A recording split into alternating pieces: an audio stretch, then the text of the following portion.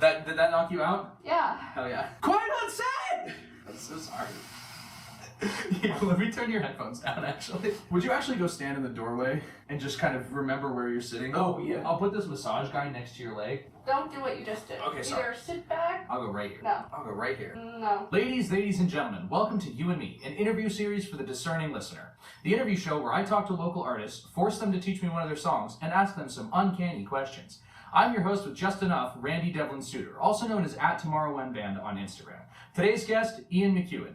Their new album, As the Oceans Rise and the Empire Falls, is available for streaming on all platforms, and you can find them on Instagram at the handle @IanMccuen. Come on out, Ian. And then we'll put audience clapping sounds here. So, Ian, tell me, buddy, what's your name? Who are you? How did you get into my house? What's your social security number and your credit card info and your credit score? First, my name is Ian Mccuen, as you mentioned. I got into your house because you let me in. Okay. I went through the front door. Uh-huh. The rest I cannot legally say. You can say it. You just, Well, at risk of putting your own ethically. information out there. Yeah, okay, that's fine. Easy question, right? First question. Second question. I want you to imagine you're in a box at a trolley station, and then there's one rail going this way and another rail going that way, okay? And on the right side is yourself, but like a copy of yourself. And then on the left side is 100 people that you love. Which way do you send the trolley going?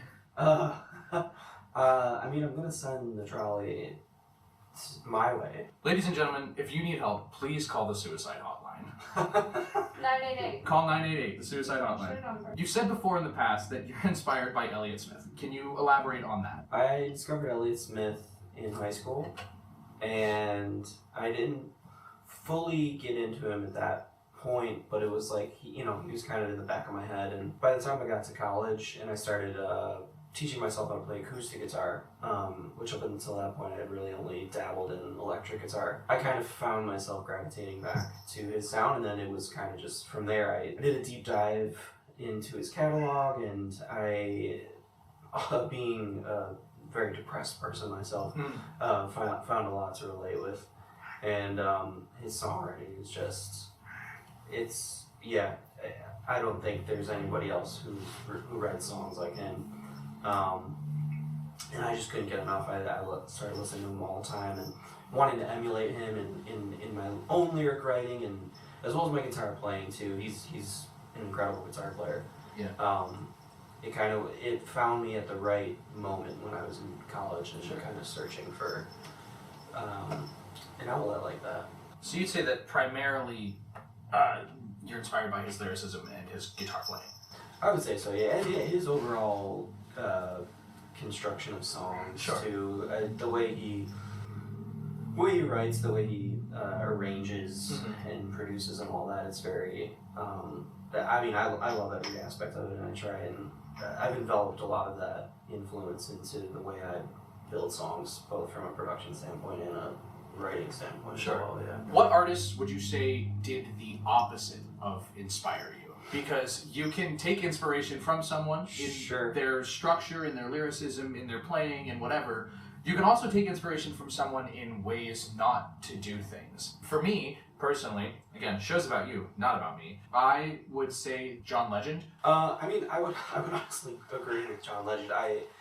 When I was in high school, I remember discovering him, and his first album, maybe first two albums, were he was a new guy on the scene trying to write jazz influenced pop that also had a socio-political message, and I was into it as a high schooler, and he kind of just exploded in popularity not long after that, and like you said, it just became very cookie cutter, and he just completely lost sight of, I think, what he was initially trying to do with when he first was becoming a musician. So that's one I would agree with for sure. I also, I love folk music.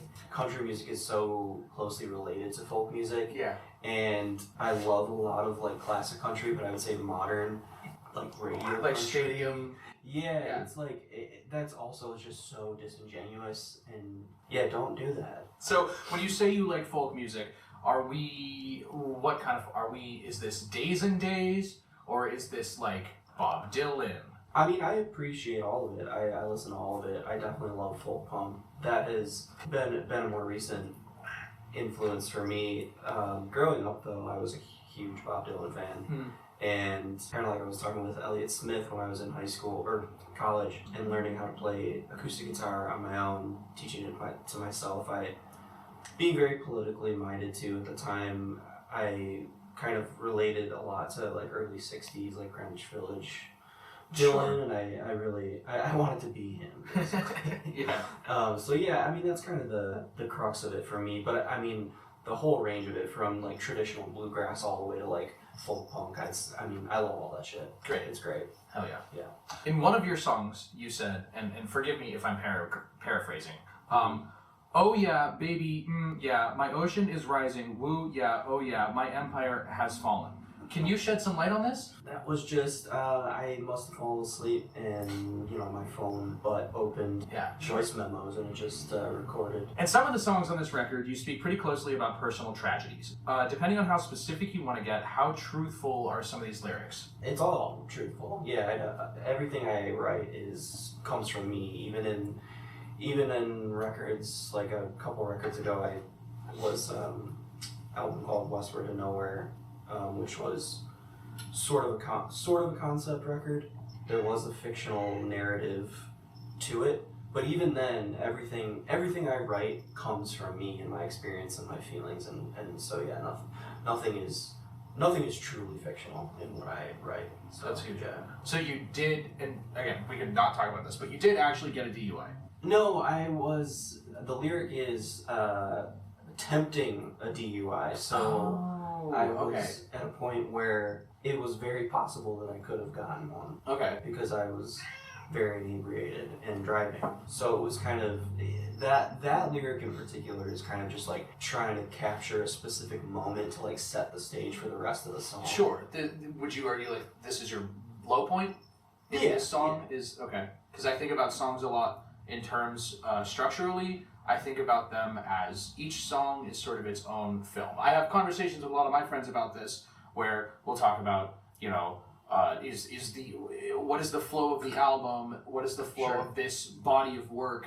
When I write a record, even if it's a concept record that has a clear start and finish, I consider each song to be its own, I guess, sort of episode of TV or its own movie where it has a story. So if we were to roughly align this to the famed story circle, you would argue this is the refusal of the refusal of the call, refusal of the sword? Yeah, you could say that, yeah. Okay, cool. That puts it in terms that I can understand. Sure. Because I'm a first-year film major, I did not go to film school. But I always say, like, I've watched enough YouTube videos that I'm just as annoying as a first-year film major. Hey, there you go. So, yeah, I like that. In terms of, once again, like, the idea of a body of work, or the structure of whatever that body of work is, songwriting and both mechanically, how would you say that this album came together? Yeah, I mean, it's, I think in albums, so the concept came first, that I wanted to write a record that delved into kind of the juxtaposition of social, political turmoil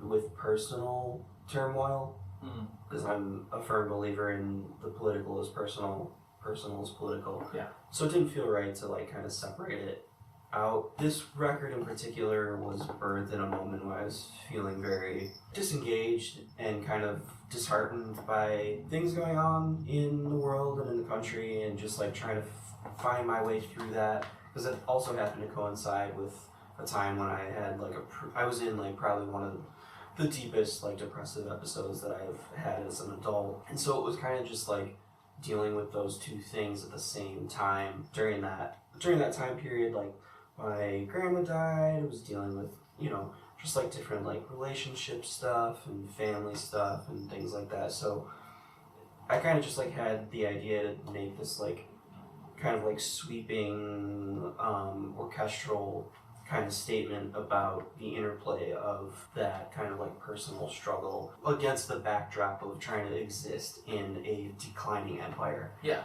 And yeah, that's kind of what birthed the idea for this record. So if we were to think about the title literally, you'd argue that the ocean's rising and the empire falls I guess in terms of the metaphor, influence each other in their wax and wane? Yeah. And would you say the ocean, for example, is the political and the empire is the personal? Or, well, I guess it would be the other way around. The ocean is the personal and the empire is political. Yeah, and they're influencing each other sort of like that? Yeah, you can look at it that way. It definitely has that kind of metaphorical connotation. It is also very literal too. Like this is like this record is supposed to depict like the daily experience of just being alive while the ocean levels are rising. Just how it feels to exist in late stage capitalism. Exactly. That is the point of this album. I'm a card carrying socialist myself, so I really respect.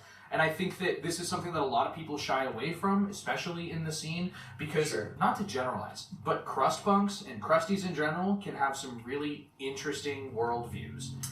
Yeah, so people tend to not talk about the way that they feel unless you are in your circle. So I think it's good to, on the outside, tell people where your circle is. Yeah, that's the thing that I really admire about this record is that I listened to it and I got exactly that. This is cool. This is what it looks like when I go to work, my 10-hour job, and it sucks. And the guy above me is making exponentially more than I ever will, and my whole life is dictated by currency and time and do I have a car, and then I go and the oceans are rising, and Yep, it's in those moments of that feeling that weight on me every day and being like, fuck, I have to get up tomorrow and do this again. That's what, and that's why I likened the album to almost like a stage performance. Yeah. With an overture all the way through. You hear the band warming up and warming down to the. Yeah, exactly, because it's like that's supposed to be like, all right, well, this performance, but life is the performance, and tomorrow is the encore kind of thing. Sure. So you just have to fucking keep doing it. That's amazing. The only way to be. Yes. I played trumpet on some of your songs. You did. That's not a question. I am just letting you guys know that I am available. If you need a trumpet player, you can reach me on Instagram @TomorrowWhenBand. Ian can speak. I'm very talented. So, just letting you know I'm available. Your album has some pretty strong anti-capitalist themes, which is great and all. But do you do any activism outside of pretending to be an artist? If so, what could our audience reach out to get involved?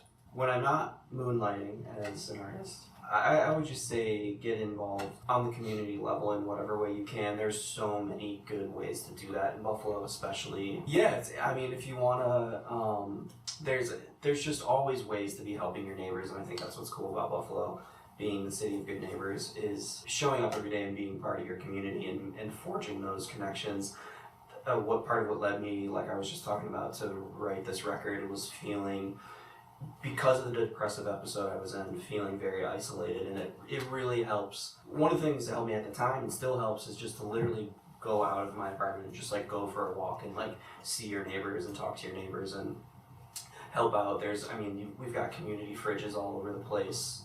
Cook a meal for your neighbors, things like that. Help join the snow brigade and help dig out your neighbors when there's 3 feet of snow. Yeah, just shit like that. Being there for people. Always. You heard it here first, folks. Go outside, be there for somebody, and make a difference.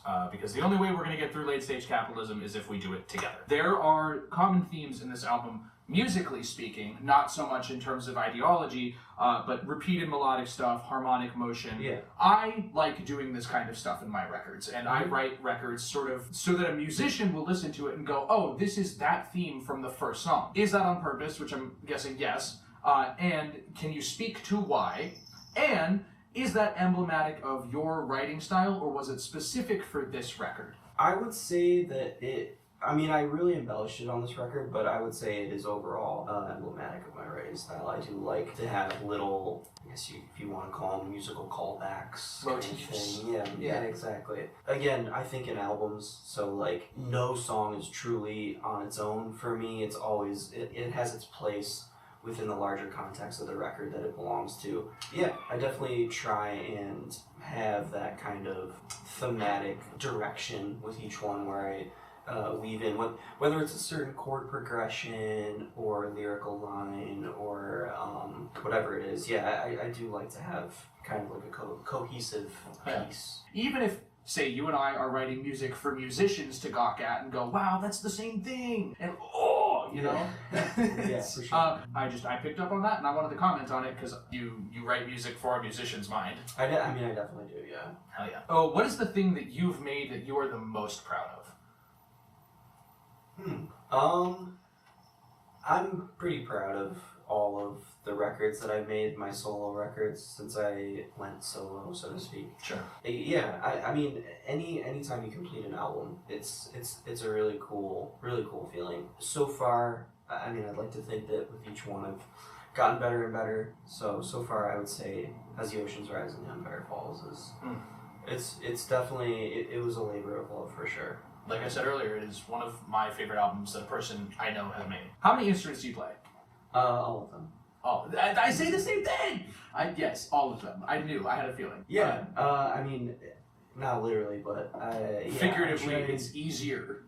It is. I try and do as much as I can. There are certain things I just can't do, like play the trumpet, which is where you come in. But yeah, no, I just love playing music and learning new instruments. So yeah, anytime I can be like, yeah, I can fucking do that. Whether it's, I rented an accordion one time for my record that I mentioned earlier, Westward to Nowhere, and little synth bullshit on this new record. Yeah, it's pretty much all me playing it. So good. Yeah. Would you still love me if I was a worm? Probably. Beautiful. Where did you / what did you learn to play first? The first instrument I learned to play was the piano, which I think is a really great introduction into music because you can literally see the notes laid out on the keyboard. Mm-hmm. And I think that helped me be able to later in life transfer that like musical knowledge into being able to pick up all these other instruments like pretty quickly. Yeah, it was just years of me as a kid all through high school, just like kind of like in a lot of my free time, just experimenting and figuring shit out. Counterpoint, you can see everything in front of you when you're playing guitar. Kind of. It's more linear though on piano, because it's literally just... Yeah. You're looking at the same thing. It's just you, it is, I say that it's abstract. It is, you're right, yeah. Do you like the couch? This one? Yeah. Yeah. I bought it for you. Oh, thanks. We didn't have a couch. Nice. Just before you got here. Is this my parting gift for the show? It costed me $150. This is your couch. Perfect. You have to buy this from me. All right, yeah, I need one. So. $150.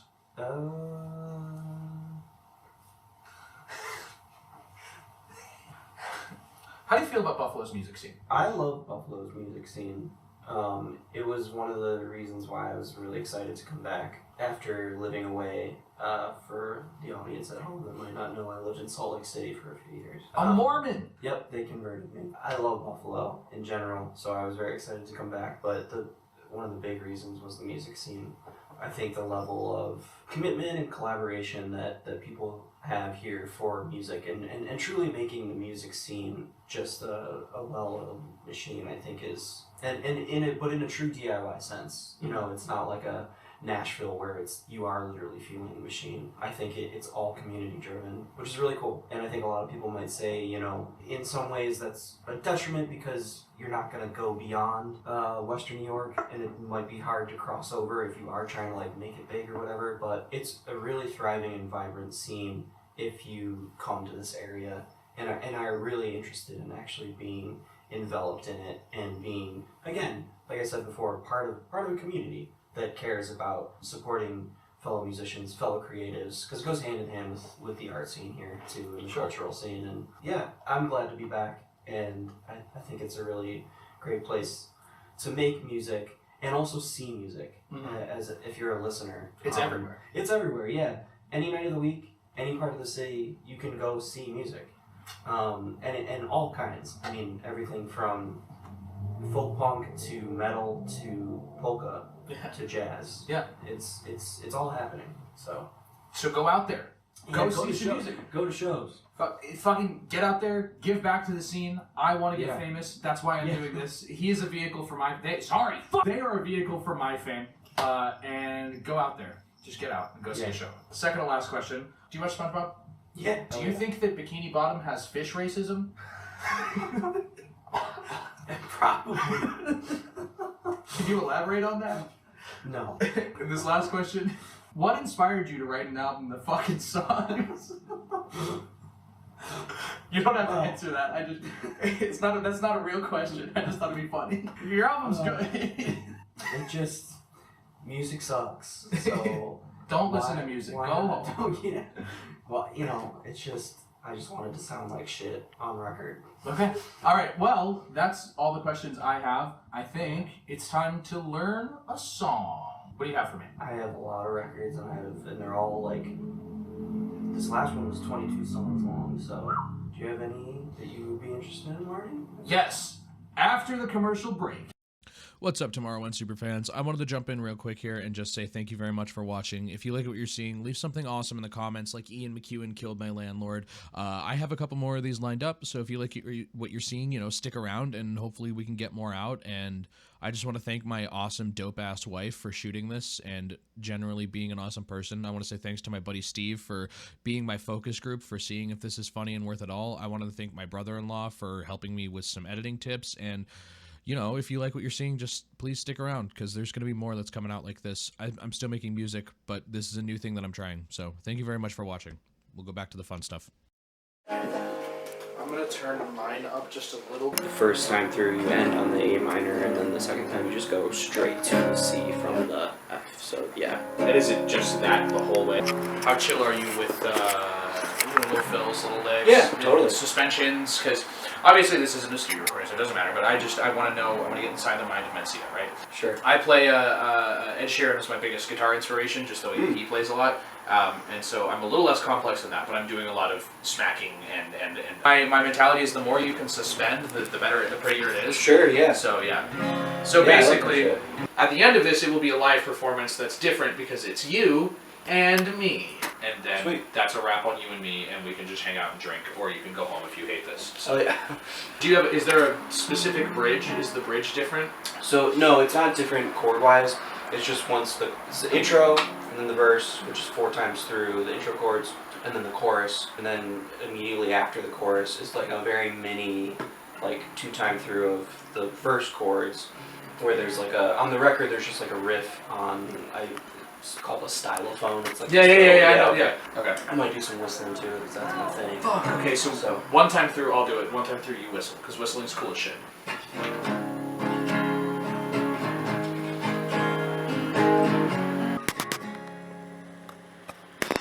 That was the wrong fucking time to move. Oh, it's okay. It's beautiful. That is so why pretty. we do it. Oh, thanks. This is why we do it. What a beautiful song. Right?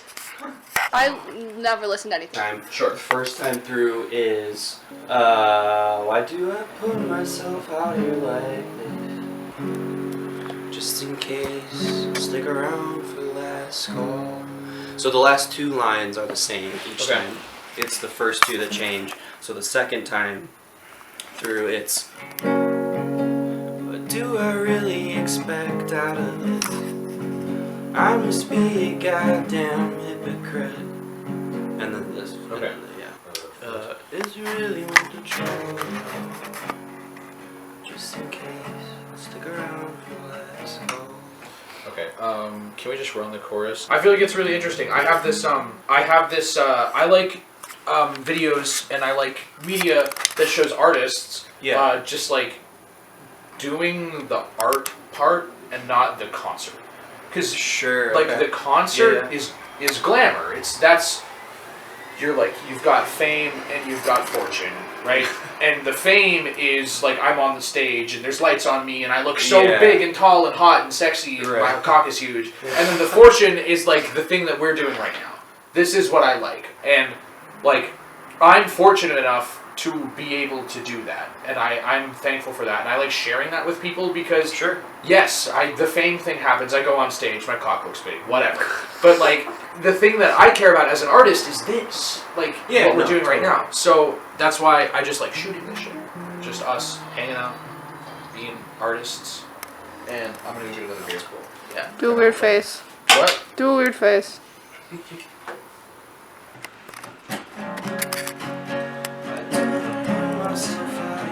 Will you just do it once so that I can hear the phrasing? I can intuit the way I would sing a verse, but other people's way is different than my way, and it's hard for me to pace myself write with other musicians. So Sure. I need to hear you do it and internalize your phrasing. Okay. So I have to listen. Okay, yeah. The rhythmic, like the way it lines up rhythmically, is a little weird.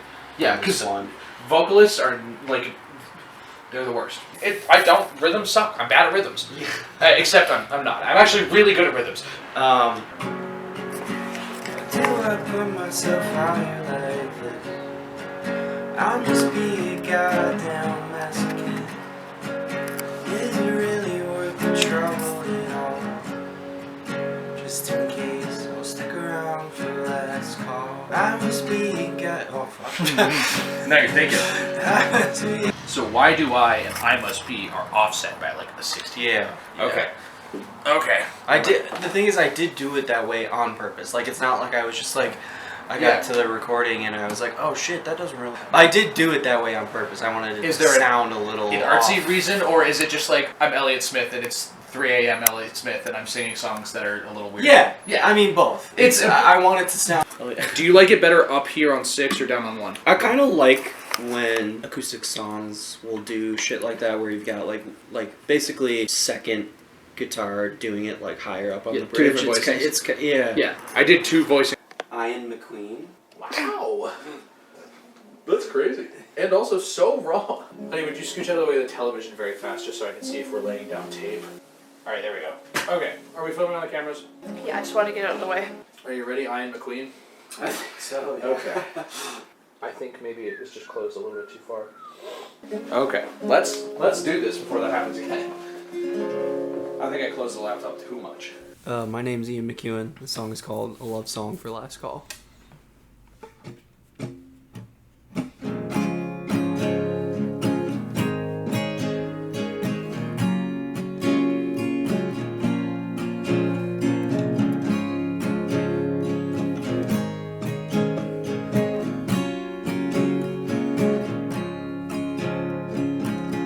Seems like our only purpose is to chase a storybook ending. Since that's all ever told a dream about the time we're a child. It's supposed to come easy. It's supposed to be natural. All that you really take is some eye contact and a smile. Though I'm not sure if I want it,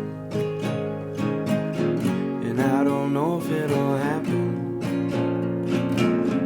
Tell me why it's all I can think about when I'm out every night, feeling dejected, little bit desperate. There's gotta be something that I'm just not doing right. Why do I put myself out here like this? I must be a goddamn narcissist. Is it really worth the trouble at all? Just in case, stick around for last call.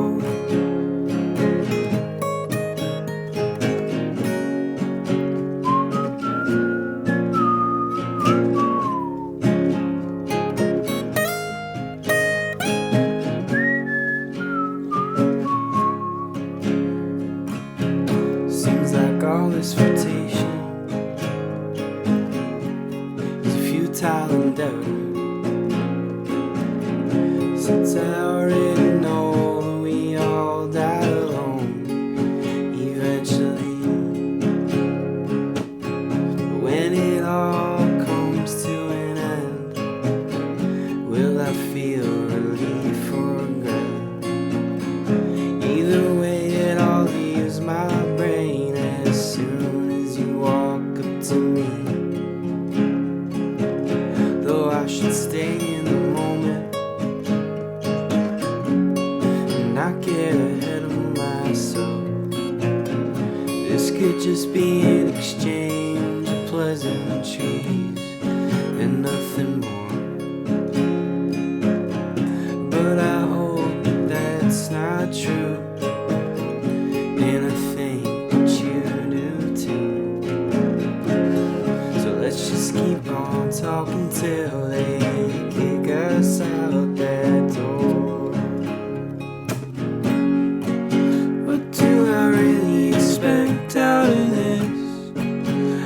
must be a goddamn hypocrite. Is it really worth the trouble at all? Just in case, stick around for a last call.